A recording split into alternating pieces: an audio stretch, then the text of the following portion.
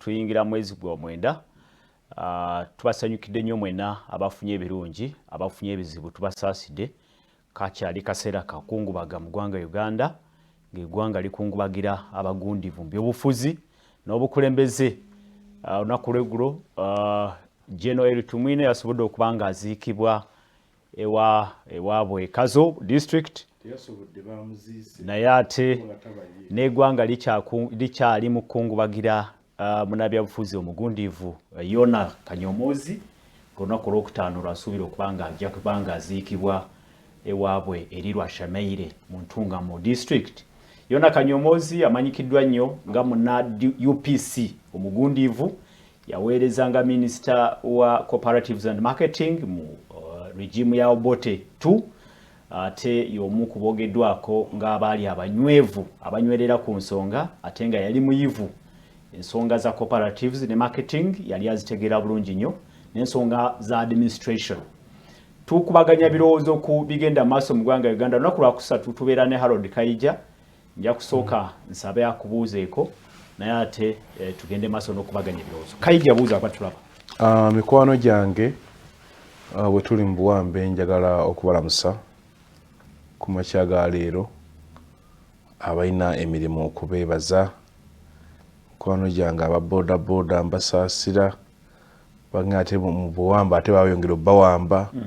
Basajja babayola emitwalo 6 tebamanyi kye bagitegeeza, okwewandiisa ate kati babasaba simanyi ogumu kwega buli omu wano akamula oli gwasanze.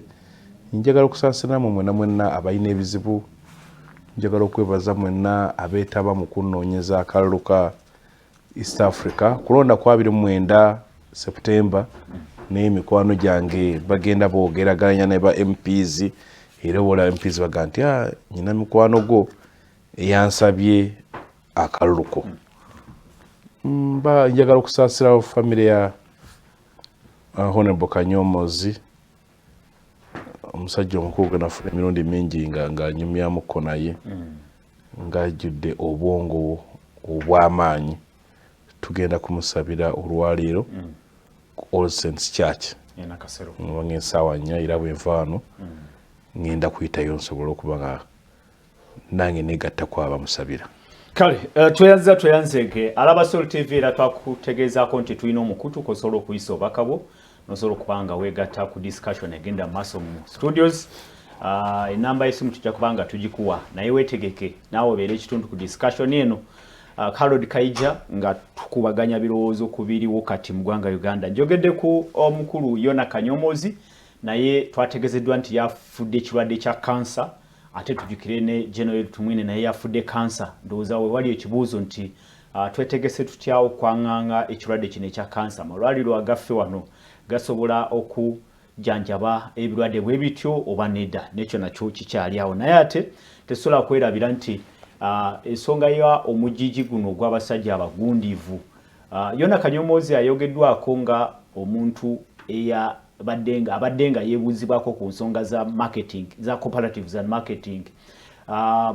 Mu biseera ebyensanvu n'ekinaana abantu abasinga okufuna ku ssente ne basomesa abaana ne bagula ku motoka be bamu ku abo abaali mu bibiina ebyo by'obwegassi. Olunaku olwaleero nakyo weebuuza nti bameka bosobola okwebuuzaako ku nsonga bw'oba gw'osologa nti oyo ye amanyikiddwa ku kino kuba ku program bwete y'enkulaakulana, nakyo ndowooza nsonga yakubaganyako ebirowoozo. Kaija, katono nnyo tosobola butayogera ku General Tumwine. Badde njala otandike n'omukulu ogw'abantu bano ababiri, ate mu context eya omujiji guno ogwabaaliwo mu biseera ebyo ebyensanvu n'ekinaana abaali abagundivu mu byobufuzi, nga tunuulidde n'ebyobufuzi eby'olunaku olwaleero, otuwa ekifaananyi. Ate omwenkanya kuteeka Yona Kanyomozi ng'omujiji gwe gumu ne yali mu Jenkaaga n'ensanvu. Yes, bo ebiseera bali mu Jenkaaga bali influential. Abavubuka ab'amaanyi, abavubuka abali vibrant. Yasoma n'agenda e Bulaaya n'akola economics. Yali economist. Najja wano gundi agula olyo yali mukwano gwe n'amuwa namwa ku UBC UTV then bwe yagimu akwata omusajja namu government yenyini nyine emugoba nga bagamba mbu his radicalizing bwagezaako okukunga bakwita kubamulira ababeera n'obuyinza bw'obuli abantu eddembe lyabwe ebo bakwita ku inciting kuba baagala abantu basigale nga si babuufu nga bali wansi. So that was the man. Musajja abadde mumanyi nga abeera ne botai yayingirako ewaffe katono mu FDC nina atabandalayo n'akola kinadduka nga bw'ogambye yali minister wa cooperative yali MP mu NRC yes ne muyala ekyamugoba mu politics gyegi n'emiggo gyegyo by'obufuzi nga bakuba abantu n'agamba teri muwendo gwenkanankana nakutta bantu yes nagati teri muwendo nakikola kinakita naye olunaku lumu yagenda n'atugamba twali mu kusabira yali obbi wa Dr. BESIGYE nga bakola nayo medicine omwami yali akola mu UN Kanyomozi n'agamba revolution nga tennajja yakina mu 6 abakulembeze bwe bagendanga gye bakiikirira baddanga n'engoye ng'abalonzi baggulira suuti yes baddanga n'emmere n'ebirala edda abaganda balinanga enjogera mbu olidde nga father alambula kuba father buli wayita abantu bamukuŋŋaanyiza ki ebintu kubanga abantu bakutwalanga nti oli muntu oli waabwe oli muweereza yes oli waabwe okolera bo so balina okwambaza balina okukolesa era nga bw'abadda emmere yonna gy'anaakozesa ng'abantu bagimuwa ne n'agamba revolution bwe yajja kati ate abakulembeze bw'abadda mu constituency asooka mu banka n'ajjayo ssente n'azikyusa mu ngeri ki bwazeetaga mu koine mugonde okutuuka muri domination gy'alaba esaanidde n'alyoka akkirira era bw'aba talina ssente tagenda mu constituency kati ekintu ekireka nga n'obuuza twali bulungi ng'abakulembeze abantu balabirira oba kati tusinga kubeera bulungi ng'abakulembeze bebalabirira abantu ekyo viewer njagala okirowoozeeko so ekyo ekintu nti yali musajja nga ali straight abadde musajja nga ali straight forward ng'ayogera kyogambye KAIJA nti tosobola kukwata yona Kanyomozi yes aba revolution eno ng'ate emyaka ngaje egimukumpi no oli abadde n'emyaka 82 abadde ne 82 n'ekigamba nabo bekinana tukyabalina wano n'abensanvu yes we bali naye ndi mu kugamba nti bali endowooza ne gundi byaki byanjawulo bali ba post independent leader bali balina vision gye balina n'abantu bali balina ki vision kati tobeera fair so yeye musajja eyafudde ate cooperatives obadde oli mu kwogerako cooperatives kyekintu okwali namuziga eyakola UPC cooperative movements by Ignatius Kangave Musaazi zibatandika era cooperatives ezasasulira Gundi Kanga Musaazi okugenda okutuuka Kaire eyo walinga ne radio yokka mu Africa ng'abantu bonna abeerwanako ng'olina otutuukako Kairo oyogereyo ku radio ensi ekoleki ensi ekuwulire so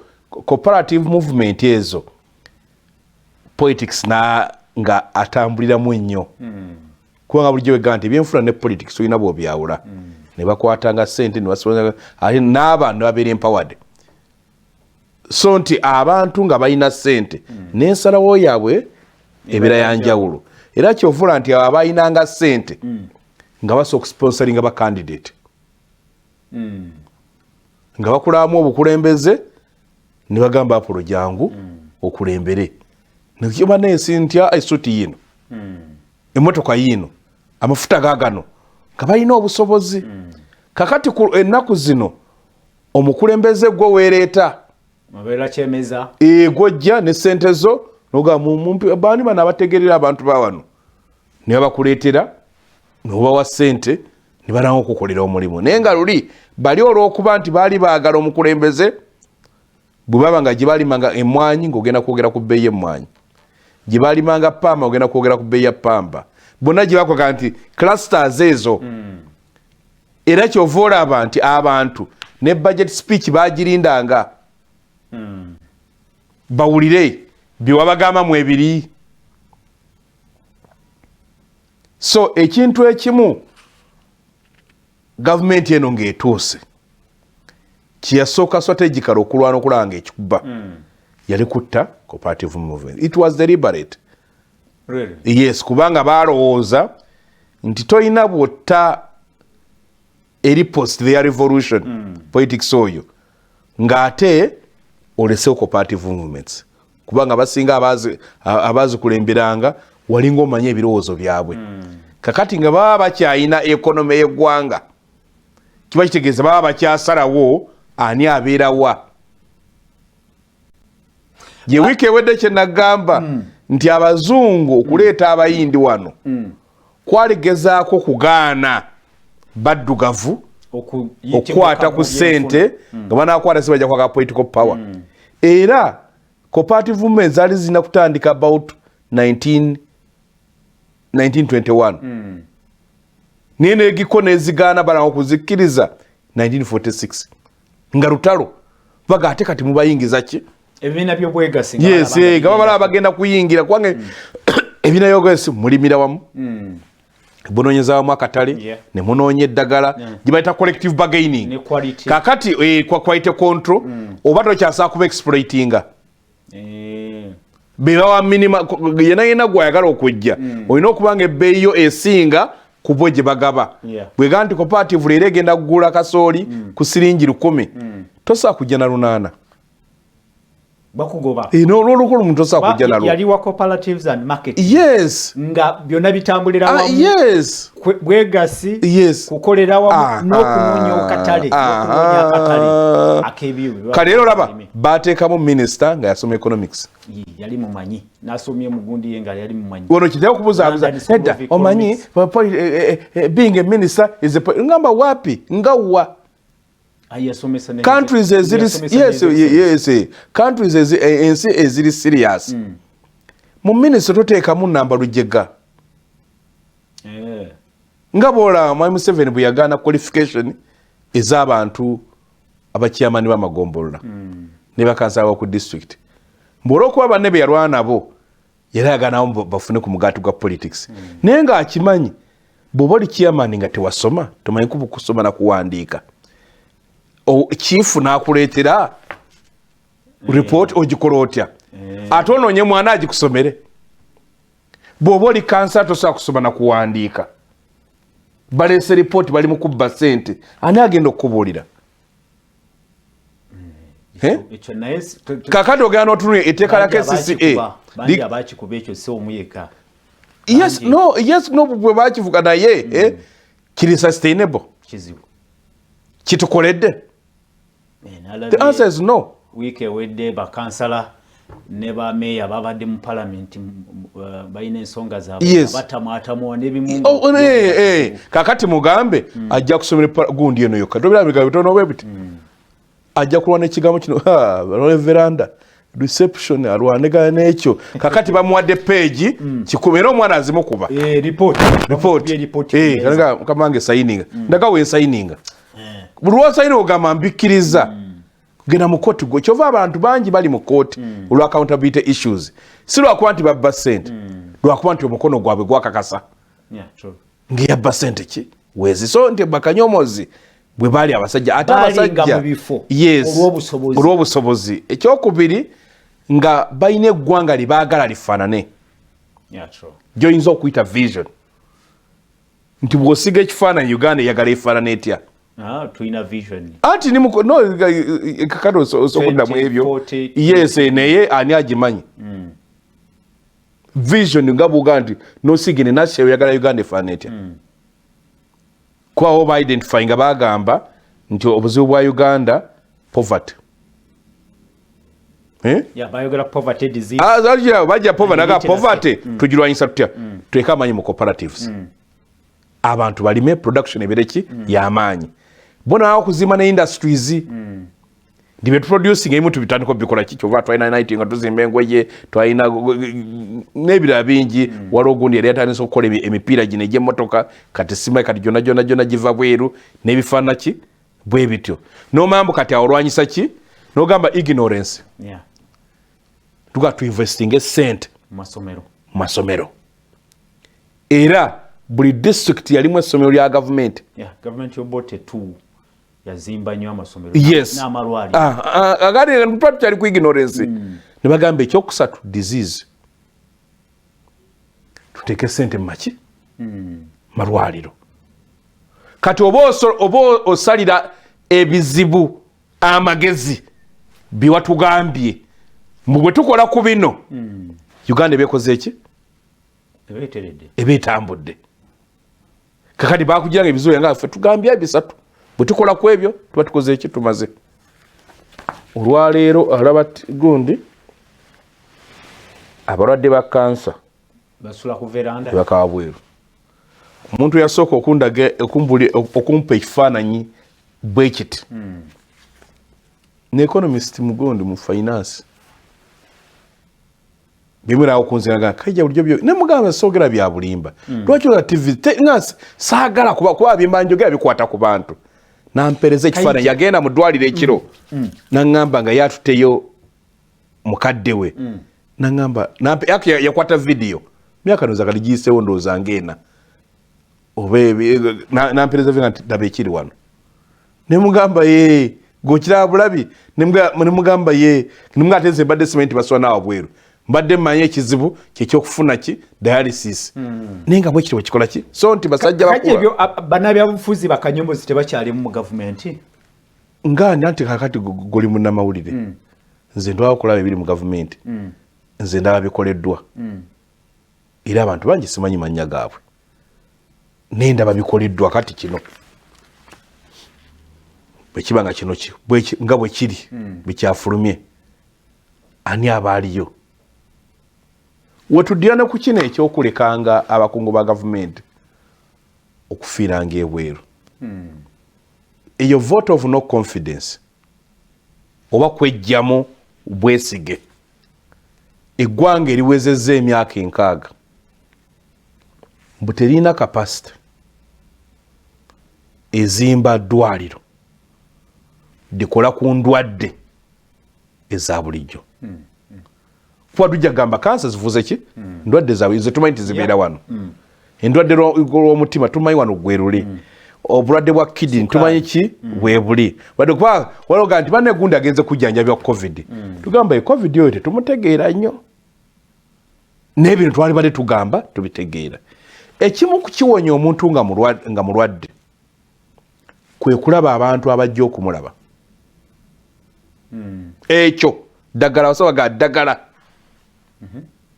okufuna ba visitors abamu bagenda ebweru n'atagenderako mujjanjabi abalala enkola mu kaliky abali mu nsi ezimu eri naawe omujjanjabi mu ddwaliro tobeerayo obeera ku ssimu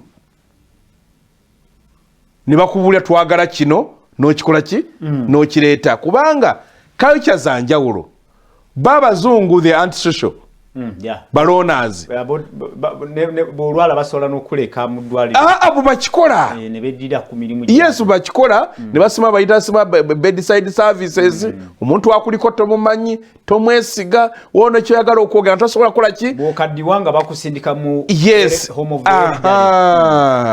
kakati wano osindise basajja bakulu bali eyo ali eyo alina wala akaboozi kayagala okunyumyako ayagala wakiri okuba ne bwaba tasaa kwogera okuwulira abanyumya nga banyumya ku bintu ebyo byamanyi netusindika ebwero okufuna obujja nabo kibonerezo basobola n'okufa nga ku lwekyo nga tebatuusa kukola ki kufa ganda aske ne dokita era ayina obatagana mujje munyumyemuko naye yes kubanga ffe bwe tutyo okyeno abantu abamu kibayita homesick abali ebula lwaki nti abeeraawo ng'ali mu nsi anoonya gwanyumyako naye nga tamukola ki nga tamulaba kyovula bwakubira nga lyalina Uganda n'akuba n'abeerako oba oli mu kumuwa ddagala therapy okatiriza kikaija so ni muga nti kino ekyokulowoozaamu nti nayo privilege omuntu ogenda ebweru kifu muziba we nga trip zakulambula jeno yafiiridde Nairobi wano kumpi agakani yakize Nairobi hospital sagakani lwakwampa pulezimu zamanyire ekigambo agakani oba oluusi naye babigendere ku promotinga ki naye ati neddwaliro erifiiriddemu omuntu ate nze tolindagirira maama wange alina eddwaliro lyatayagala mwakafiiramu abantu babiri bakola ki bamanyi anti nedda ndi mugano psychology yaffe wano eyo gundi gyeyafiira neno gyeyakola ki gyeyafiira kati buli owaŋŋamba mbu yewafi kuba kati naye bantu baffe bameka bagenze eyo ne bawona kwa buli gwempulira agendayo n'afa eddwaliro gyali tuli mu kwogerako ya Nairobi hospital ye mulago waki wa Kenya kikyentegeeza atulaba eddwaliro lya gavumenti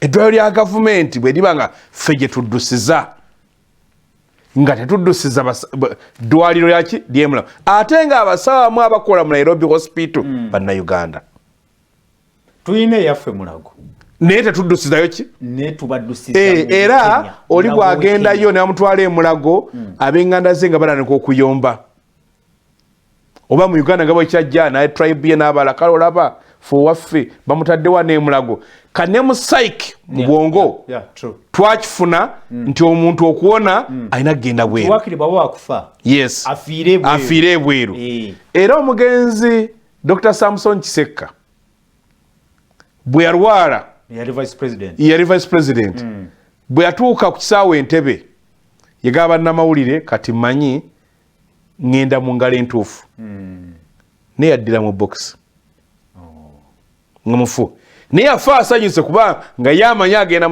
kuba katwaki nga bw'olaba abazungu batujja mu byenfuna nga bakulowoozesa omuntu okubeera omugaga alina kuba muzungu oba muyindi era nawano okiraba nawano anaabafeera obulungi abayita muzungu ffe tulowooza buli alina kale enzungu esanga obwana waffe obuwala nga katambudde n'omuzungu naye nga gwe omumanyi mwavu kuba olaba abazungu abajja nga olwedi tubamanyi tajja n'akubuuza waawe sente ntonawo okusula waawe atya ng'omanyi bwe yazze kakati bw'olaba bwala amujenga nga tamanyi nk'oluusi noono gwe badduka be badduka ate balina akasente akakola ki kubanga ekyo mentalite yaffe baagiteekateeka n'amalwaliro oli alowooza eyo gyendaga woonaana abalowooza bw'atagenda mu private hospital tajjanjabiddwa kubanga twajjamu obwesige amalwaliro aga gavumenti nakyo kibi olw'okuba nti tutandise okulowooza nti tosobola kufuna kirungi mu kintu kya gavumenti tosobola kufunayo kirungi era waliwo concept n'amasomero kati okugamba omuntu nti owange omwana ali mu ssomero lya gavumenti erya primary lyagamba kati onaakolera apoluno ayagala awulire nti kyekimukeeza okukola era bagalina gye bababbidde abaana omwana okusoma mu nassale abasoma poti manners bwatula atya potira sharing n'asasula $1.5 juzi waliwo na screenshotting waliwo international school buli mwezi basasula $100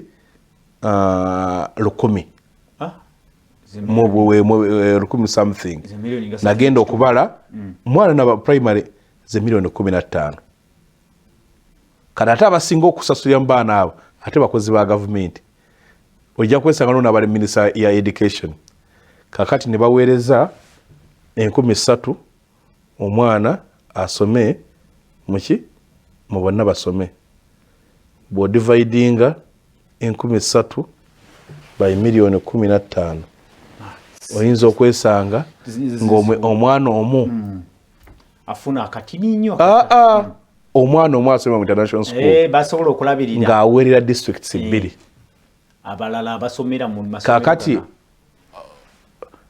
olowooza weera asoma kyekimu KAIJA I think it is a big concern no it is a big concern laba ebintu bya government ng'ebitali standard. Yes, kati wone statement again n'agamba wakiri kasita bayiga okusoma n'okuwandiika erinnya lyabwe, erinnya just a name. Education is not about that. Yeah. No. Education eri about okukyusa omuntu. Virtues nga abeeko bye bakuteekamu era bagambira Apollo yalaka yasoma. Lwaki mbunamulabye? Anti yali muganga yakulabye. Tiyakulabye ng'owandiika. Nga yakulabye ng'oyogera. Nga tweta kupana oyogera luzungu. Nga yakulabye ng'otambula. Nga yakulabye nga bw'otunuulira ebintu. Naga oyalabika yakolaki? Yasoma. Ekibayita okusoma. Era gundi omu aba Plato yagamba nti okusoma si bye bikwate biri. The facts we get from classes, but the values. Era walo eno nkoze ntisi yayinanga moto egamba values, virtues that transform man. Nga moto yaabwe. Ndi tukuteekamu ebintu ebikukyusa obeere mulala nga tofaana nga bwe wayingira wano. Era nga mbanyo anagala mbwe ekimu kisinza okutwavuwaza. Tukwekuwa buli kimu tusasula emirundi ebiri. Osasula sente government ekuzimbira amalwaliro. Netagazima n'ogenda mu private school. Kati sente zezo wali badde otereka. Kati ziringa wazireseeyo. Nosasula nala omusolo government ekuzimbira amasomero. Noga mwana wange wagenda bataze nti mba musse. N'ogenda nosasula ki awala. N'ogisasula sente kuzimbire enguudo. N'osiba mu garage nga ki bush zakoze ki olw'ebinnya ebirebi oba olwa jam. Kaija. Kyogambye nti Yona Kanyomozi mbeera siri fair. Yes. Okumu gatika n'abyabufuzi n'abakulembeze abakati. Yes, abakati watoli fair. Really? No. Osinkanya ku basajja abo ne munyumya nga sibya pressure. Sibya interview. Freestyle. Yeah, waliwo binsinka. Olaba nti ogenda ovaawo ng'oyakugira tepeni okuleki. Kakano nabiwandiika mu mutwe n'obiwandiika mu mutwe. Wao ne bensaba. Should I record you? Mbozi afiraga it's okay. Nusawo ki? Esimu no recordinga ne munyumya. Nakubulya kino. Mandela Nelson bw'amala okusoma nga yalowooza nti akofunye byogera kubeera successful. Nagenda mu Johannesburg n'asanga omusajja Walter Sisulu gwe bali naye mukomera. Kati agenda okukola ku reception ng'abantu bangi bamulinze. Kaka nagamba ate obanga balina diguri nga 10 agenda omusanga talina na diguri n'egi. Namugaba byosomye mu kirasi. Mandela yali asomye amateeka ndowooza. Yali asomye BA nga tanasoma amateeka. Ekwalo liri wasooka nkusubako diguri gy'osooka eri n'olyoka ogigatta kwe bagitandikirako. Namugamba wano olina okusoma ne diguri endala ey'okutegeera wabweru eno watambula batya. Olunaku lwajjo nabadde n'omubaka. Nandaga akatabo thematic curriculum ey'abaana ab'e Kenya aba primary. Climate change ali ku syllabus. Enkyukakyuka y'obudde. Environment bakisomesa ku syllabus. Ne bwetegeeza economically. Bwe nasomye mu katabo kali nagenza okutunira ng'omwana wa primary oba omuntu yakoma mu primary e Kenya najja nasinkana owaffe wano alowooza we Kenya alina diguri. Kubanga ebibakola ki byamusoma so bakanyomoozi kyovula nti abantu abo basoma ebiseera byabwe n'abakoma mu junior 2 n'abakola nki bw'oyogera naye omulaba ng'omuntu ali organized. So bibo ki kakati ffe wano ekyaffe kivandula kuba tudesigninze eggwanga nga tuli designinze nti buli omu yeekolera yekka. Bali baali bazimbye eggwanga nga bw'obeera omwavu bw'ofuluma mu nnyumba yo you enjoy ebyobugaga byaki social services by'eggwanga. Tosigala wekka nga bagamba toli wekka toli mwavu tosigala wekka. Kakati tuzimbye eggwanga nga omuntu obeera mugagga mu nnyumba yo olufuluma ne wenjoyinga obwavu bw'eggwaki bw'eggwanga. Enguudo embi amalwaliro n'olamba ekyamusa sente zaabaddewo nekana akuma tekabaddewo. That must never happen. Soul TV program omunyo kumacha amanya ganga nze principal tuline Harold KAIJA yamyuka sabawandisi w'ekibiina ekya Forum for Democratic Change FDC tukubaganya birowoozo ku nsonga ezigenda amaaso mu ggwanga Uganda. Omukululo abasajja bano betulaba kati abagenda gwe baleseewo tukyayina abasobola okutambula mu bigere byabwe oba nedda. Twogera ku Yona Kanyomozi, twogera ku Eritu Mwine, twogera ku balala bonna abaaliwo mu biseera ebyo, naye weebuuze nti ffe tuli kuki balese ggwanga ki gye batulekedde ku mulundi guno. Omugigi guno oguliwo oguli ku social media oguyina privileges zonna nti tusobola okufuna information okuva mu side zonna tusobodde okusoma abangi tusomye ne tukoze eki okukyusa obulamu bwaffe n'ensi yaffe okutwaliza awamu. Kyekibuuzo genda ku line yaffe eya SMS ne WhatsApp group 0701 609906 obangi some mu lulimi lwaffe noti musanvu noti emu mukaga noti mwenda mwenda noti mukaga sindika obubaka bukatikati kuba tuyina eddakiika 10 zokka tulabike nga tunzika program. Twogera ku basajja bano abaaliwo n'abaliwo kati naffe abaliwo tukoze ekyo okulaba kanti tukyusa ensi yaffe okugifuula ennungi okusinga ku bwe twagisanga. Harold KAIJA ndowooza katono nnyo ku toyogedde ku mukululo gwa Jeno Eritu Mwine. Abantu boogedde ku Eritu Mwine ng'omusajja eyalaga obuvumu ndowooza bwamwogedde ku courage nti abasajja abaagenda mu nsiko bo baali ku mulamwa baali bamalirivu ku kozi yaabwe. Abamu gye balowooza nti oba oli abamala oba ne bavaako baki naye balina kozi ne bagifiiririra ne bayiwawo omubiri. Olwaleero waliwo abasobola okuyiwawo omubiri ku lwa kozi. Buza kye kibuuzo. Neyazeege omanyi twagenze mu mbeera nga kirabika abantu abamu baagala oyogere baagala okole ki? Okuwulira. Oyogere.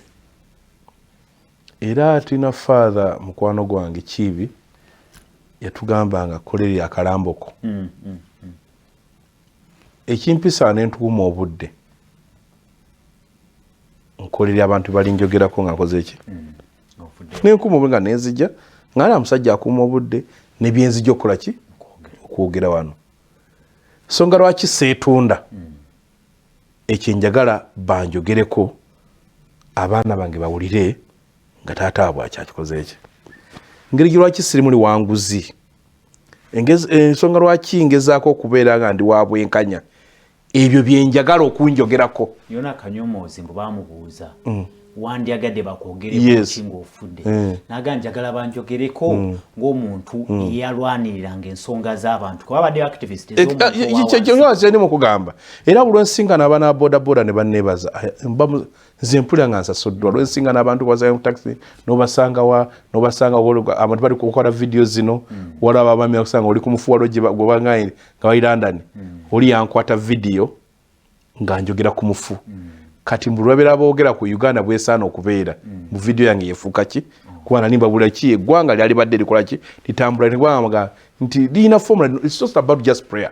Eggwanga mulina okubaako bomusengana bwetu bwetamanya otuukayo so ina akingamba kati ebyo njagala okunjogerako ab'omugigi guno. Yes, era mbikolerera.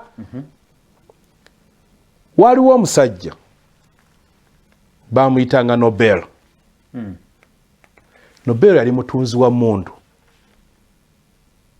mu America ng'atunze mundu abagala okulwana. Kati ne wabaawo Nobel yafa. Olupapula lw'amawulire Bulaya ne zigamba the merchant of death is dead. Omuntu abadde adiringa mu kufa naye akoze kyafudde. Nobel ne bagamukuba kugamba naga kina abantu kye bandowoozaako ne kimuluma. Nobel kye yakola n'akwata ssente n'atandika okulwana okulaba mbu ssente kati ataziteeka mu kulaba nti eseeba n'emirembe. Kwe kuvaamu Nobel Peace Prize.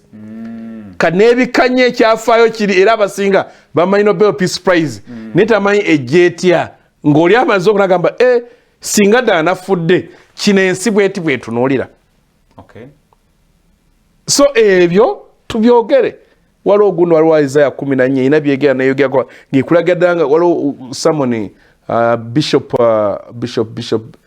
Bishop Kauma jasomero ito joko eri mwaiza 17 nkambwe nnyo era bwe yajuka gundi president Oboy namugamba lekerawo kusaba okwakoma Ojoke yali chief of staff. Yes ngafudde namugamba gwe yakolanga bwati gwatatanga basibe gwe yabonya abantu nawoze envunji zikoleki zikulye nekikola ki kakati nga ye disco okuita kola so kyenyizo gamba ku geno tumwine ne banne era kyengamba avuka abala yes nti kozi yabwe si ya kozi yange ne ba identifying ekyabwe ne bagenda ne batalya mmere ne batambala ne batakola ki nga baagala okola ki nga banoonya obuyinza kinaga cause of top power koleki era kozi ye emulabiridde emyaka 36 ne family nabeera MP nabeera minister nabeerako omulamuzi nga siroya yes nabo omulamuzi nga siroya kya abifunye nabanga asobola okulagira nasobola okulwala nga tamanyi bagula motoka tamanyi bagula mafuta yes exactly nasobola okuba nti ne bwalwadde nga nti awo waganye katutwale Kenya nemuzza n'okuzikibwa nakola ki nazikibwa mbitibwa nazikibwa as a person I can call him successful yeah true kubanga kyalwana abeere bulungi yakifuna obuuza abaliwo gwolwanye eki okay gwe kyoyagala kibeere okitaddemu kyenkana ki ofiriddwa kyenkana ki Jack Sabit yandaga ennyumba mu kibuga muno ezaali Z5 ze yatuuna n'aziteeka mu struggle n'obuuza gwe Oga nti oba oli mbaka parliament kansala sente mmeka zotadde mu constituency yo zotadde bazimbe constituency endala ne bagamba Apollo constituency eri twagifunyira kuba Apollo yakoze nnyo atali wa constituency eyo mbira mu northern abomambuka yes obira yenaga constituency wagindeke na identifying omuntu namwe moroka gyakozesa nakwata nagamba yo twagifunye najja nawala nawe lolo usanga nga politics atandika mu constituency ye mwakoma chalo yogedde kwekyo akadde katutwala bo yogedde ku northern nenzijukira nti bo batandise one education fund ni wofi unonya tulaba yes bro omali kuki kurulwe yerwana ko ye kati banono yato batuchunyiza batukoze nebo kubanga tiwatula nabo nga bateesa okufuna obuyinza kiki bali babwagaza kubanga obuyinza buli nti kwata obuyinza okwata ebyobugagga byensi obiwe abo boyagala I mark that abo boyagala babifune bwoba olowooza nti bisigale mu bantu batono nga bala bafuuka baddu gumanyi bwoba mu mwagala nga nti atutudde kyovola nga gundi I think one of the umoyo tugenda story tayo bingi ne titles ulaga nti ekifula ba dictator kwati abalwana okufuna obuyinza babeera batono abantu ana bagenze bakubye mundu yaabwe era mukama waabwe abeera mundu yaabwe zibasinga okugula zibasinga okola ki ne bakwata obugaga ne bufuka bwabwe kakati ba democrat olwokuba bamulonze babeera bangi no public opinion kwe kulaba nga obugagga oli abusaasaanyiza era kyenga nti abo boyagala bafune obuyinza obakwatiddeko kakalo ole mukino ekisanya Mwai Museveni kati agamba ebintu by'abaana b'abalwanyi gwoli you are not kakati atenga nawo simba layini segeza nokukaya nere obo era ne bona akaya nonyumya mukuya ki dwali linda ko onu agamba nti Edison ali mu Bombo Town agamba nti thanks so much Mr. Paul for bringing such a great man that we have in the country for sure what a privilege that we have in him. Neyanza mugana wange oyo ali Bombo. Tulina okwagala eggwanga lyaffe okusobola okulifunamu naye abasinga beeyunira nnyo ebweru oyo tatuwadde linnya n'endowooza akkatiriza kiri obubaka bw'abatuuliriza n'abatulaba njagala mbuyitemu amangu nnyo n'embiro ndabike nga tetuwunzika program kuba tusigaza eddakiika ezitawera tokuba simu sindika obubaka kuba esimu eno tesobola kukola ki tesobola kuresivinga eno yaku sindika obubaka ku SMS oba WhatsApp okay ndowooza yongereza ku ekyo kuba obubaka so n'olwekyo kyengamba abantu tuyina eddakiika bw'oba oyina side gy'owulira gy'oyagala investingemu abo mu gigi guno bali ready okuinvesting they are not they are not ola basubiza nonyeza abaka parliament batwogereko ensonga yaffe nobabuuza obamanyi bakumanyi kyeki kye nagamba ekya cooperatives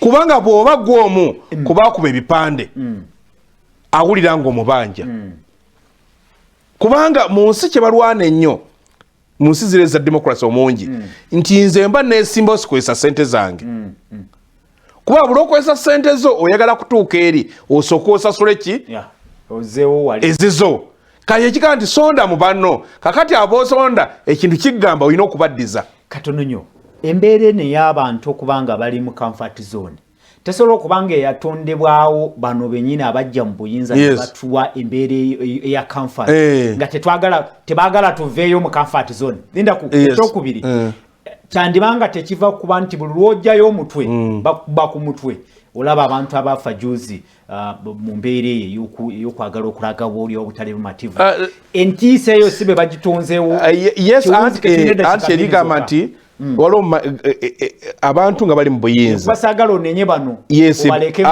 anti kati olwo gye baita self liberation ffe gye twakola ng'ekintu ekyensinga okwenyumirizaamu bagita self education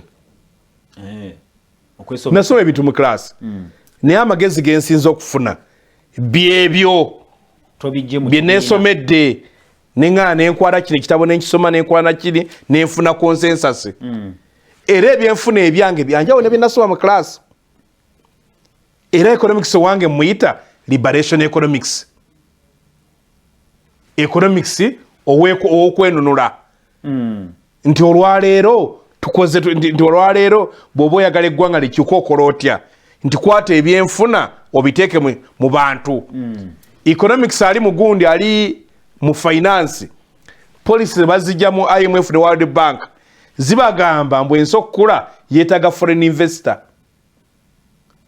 ne ka elite class akatono kakati nekigamba nti company erina okuba nga singa ne TVs nezisinga olaba ntulinawo nezaabagwira banking sector si yaffe nti ogenda okutuuka telecom sector yabaki yabagwira nti mbwe ekintu ekisinga ebisinga okuŋŋanya sente ennyingi ate si byammwe kakati nga babirwaninga tebabirwaninga mu culture yammwe kuba n'okuwola running business is part of the culture nti bano babehavinga batya ng'obawoze yes nomadiru ayinza okusasula obajja nti mu Christmas abantu baffe bagala nnyo okucakala Christmas tobawola yes waliwo nowamanya kakati nojja nosanga KAIJA akadde katutwala tulina eddakiika eryemu yokka essuubi weeriri nti ebintu bino bisobola okukyuka mu ddakiika no nze ebbanga lyonna mbeera n'essuubi era ekindeeta wano nina ne message zifaana bwe zityo kuteeka mu bantu ssuubi okubalaga endowooza endala nti neggwanga lino terigenda kubeera bulungi nga mmwe mulowooza buli omu ayakuddwa genda Canada na US oba na muwarabu oyo omwavu ennyo eggwanga lino lisobola okukenya nga mwami Museveni atuuka twalina GDP ya biliyoni 4 bonge yaabwe yamuna batusingako ki 4 kakati olwaleero batukubisaamu emirundi 3 bakola ki baŋŋambye nti mukana akalulu